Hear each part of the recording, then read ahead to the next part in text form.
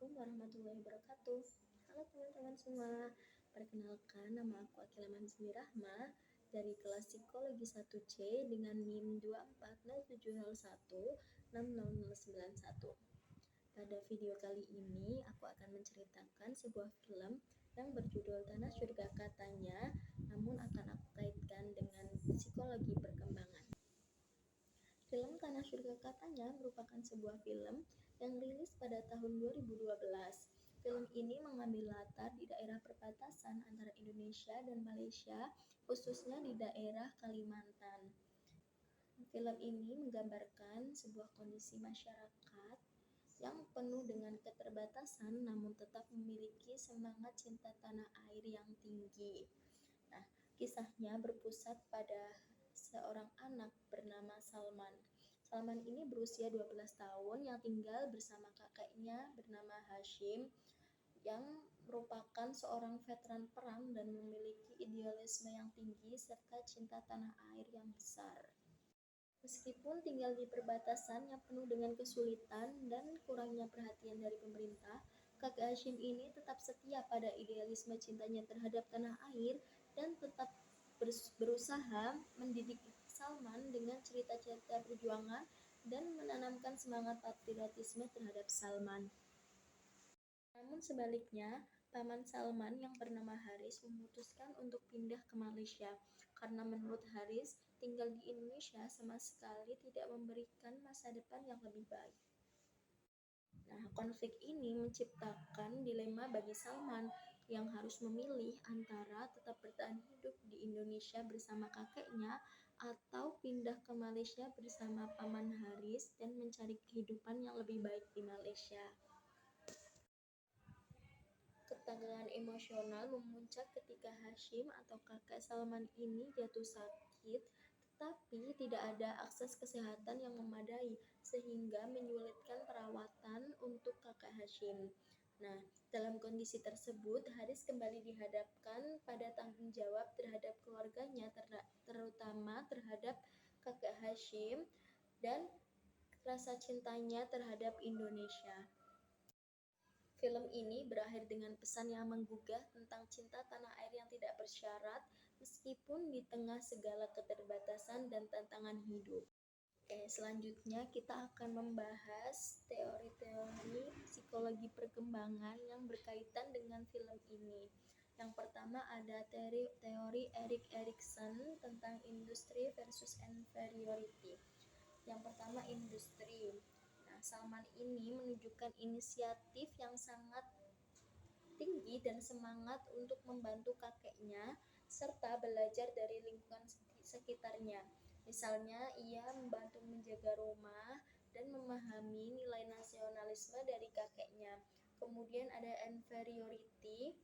Inferiority ini rasa rendah diri muncul ketika Salman menyadari bahwa kehidupannya sangat berbeda dari anak-anak di Malaysia yang memiliki fasilitas yang tinggi seperti fasilitas pendidikan, fasilitas kesehatan dan sebagainya, dan orang-orang di Malaysia ini memiliki kehidupan yang lebih baik.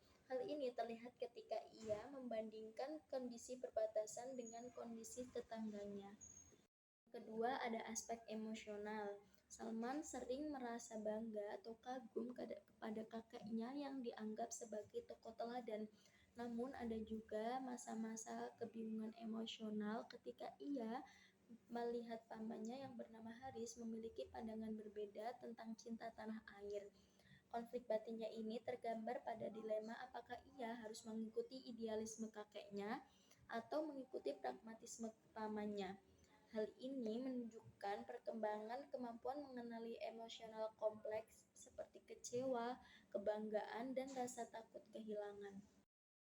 Adapun dari aspek sosial sendiri, Salman ini menunjukkan kemampuan untuk berinteraksi dengan lingkungan sosialnya meskipun terbatas pada komunitas yang kecil. Ia juga memiliki empati yang tinggi. Hal ini terlihat ketika ia mendengar cerita-cerita tentang perjuangan masyarakat di perbatasan. Namun, keterbatasan akses terhadap interaksi dengan dunia luar membuat perkembangan kemampuan sosial Salman terhambat. Yang ketiga ada perkembangan kognitif.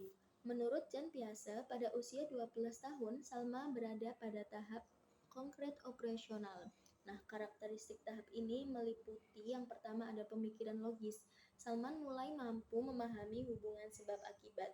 Contohnya ketika ia memahami mengapa pamannya ingin pindah ke Malaysia karena memang alasan ekonomi, tetapi ia juga mencoba menganalisis pandangan kakaknya yang tetap bertahan di Indonesia. Yang kedua adalah desentrasi. Ia mampu melihat perspektif orang lain. Salman tidak hanya memahami pandangan idealis dari kakaknya, tetapi juga menyadari kesulitan yang dialami pamannya dan masyarakat sekitar.